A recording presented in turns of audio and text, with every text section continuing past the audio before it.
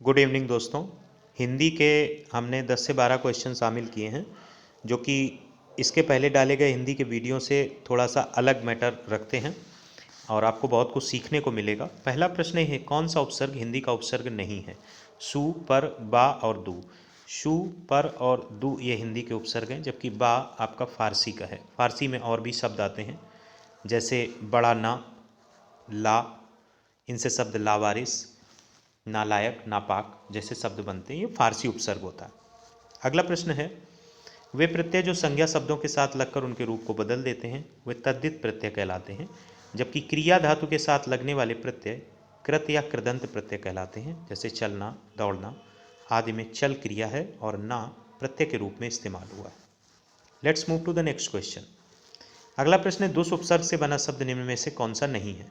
दुस से दुस्साहस और दुस्तर बनता है, जबकि दुस्शासन दुस के साथ बनेगा, जिसमें ये वाली सा यूज में आएगी, ना कि ये वाली आएगी। तो यहाँ पर इसका करेक्ट ऑप्शन दुशासन होगा। अगला प्रश्न है, निम्न में से विवृत स्वर का उदाहरण कौन सा है? विवृत स्वर सिर्फ एक होता है, बड़ा आ, तो इसका करेक्ट आंसर बड़ा आ होगा।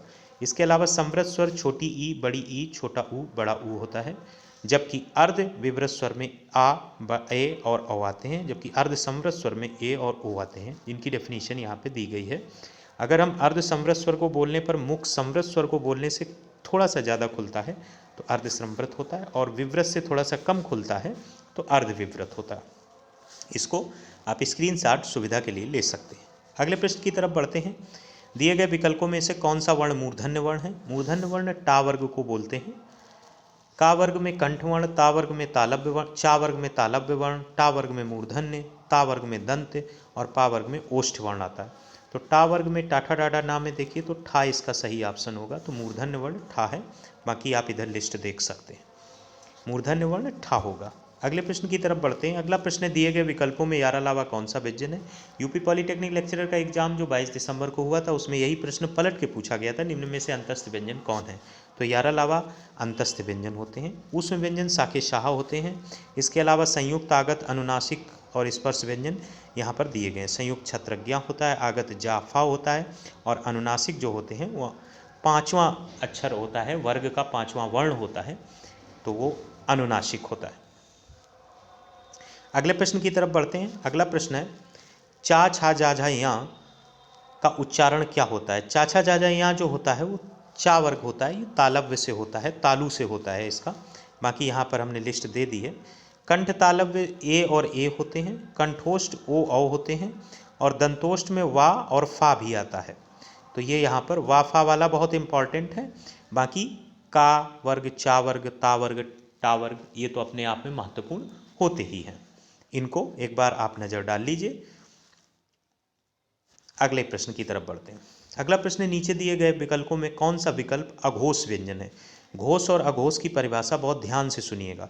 घोष वर्ण वो वर्ण होते हैं जिनका उच्चारण में केवल नाद का उपयोग होता है। पहचानने के लिए प्रत्येक वर्ग का तीसरा, चौथा और पांचवा वर्ण कामा सभी स्वर वर्ण और यार अलावा हा घोष वर्ण है। ये हा इसमें अलग से होता है, ये घोष वर्ण होता है। उसने आपसे अघोष पूछा है। अघोष की डेफिनेशन में पहला, दूसरा और शाखे शाह ये अघोष वर्ण होते हैं।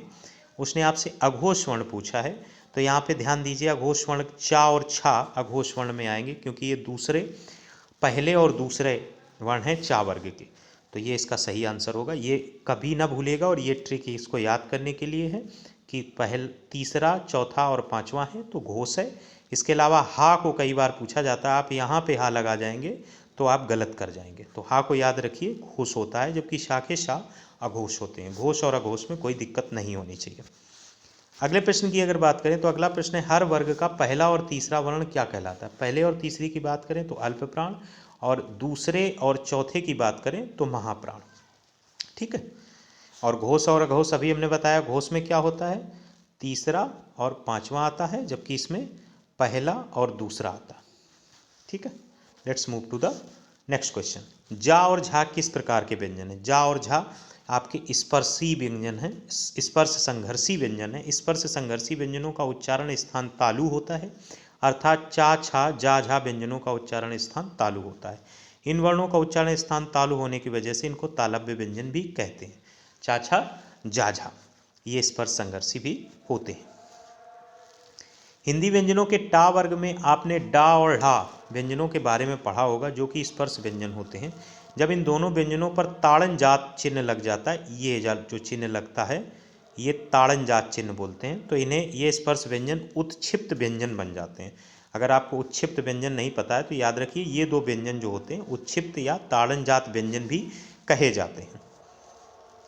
Next move to the next question. अब कोई नहीं है, सारे क्वेश्चंस कंप्लीट हो गए। तो इसमें हमने जो नई चीज़ सीखी है, एक तो व्यंजनों में उत्क्षिप्त व्यंजन क्या होता है, स्पर्श संघर्षी किसे कहते हैं, अल्प प्राण और महाप्राण में क्या डिफरेंस है, इसके अलावा घोष अघोष में क्या डिफरेंस है, पूरा वर्ण व्याकरण है, कोई ओष्ठ से है, दंत से है, तालु से है, मूर्धन्य से है, वो अनुनासिक है, उसमें कौन कौन से आते हैं। जैसे री है, री कहाँ से है, री नॉर्मली आपको नहीं पता होगा, री टावर्ण में आके मूर्धन्य हो जाता है। सीटी वाली जो सा होती है और या होती है, ये दोनों तालव्य में आते हैं। ऐसे अचानक से आपको पूछ दिया जाएगा या कहाँ आएगा, हा कहाँ आएगा, हा देखिए कंठ में आता है।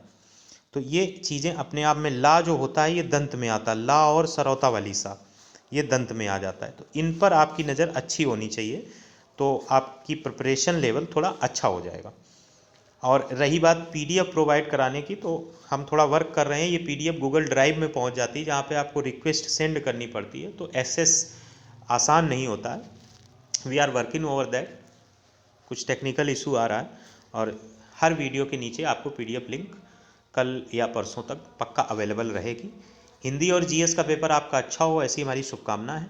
टेक्निकल से रिलेटेड कल से हम मैटर डालना शुरू करेंगे, और हमारी कोशिश रहेगी कि अगर हमने इन्वायरमेंटल इंजीनियरिंग को सिलेक्ट किया है तो इन्वायरमेंटल इंजीनियरिंग के यूपीपीएससी एई के लास्ट जो पेपर हो चुके हैं अलॉन्ग विद द पॉलीटेक्निक, वो सारे क्वेश्चंस कंपाइल होकर एक जगह हों, और इन्वायरमेंटल का जो कॉन्सेप्चुअल फार्मूलाज हैं वो भी उसके साथ डिस्कस हो, और साथ में कुछ क्वेश्चंस ऐसे भी लगा लें जो अभी एग्जाम में पूछे नहीं गए बट पॉसिबिलिटीज़ बनती है गेट और ईएस के। इस तरीके से चीज़ें कवर करेंगे।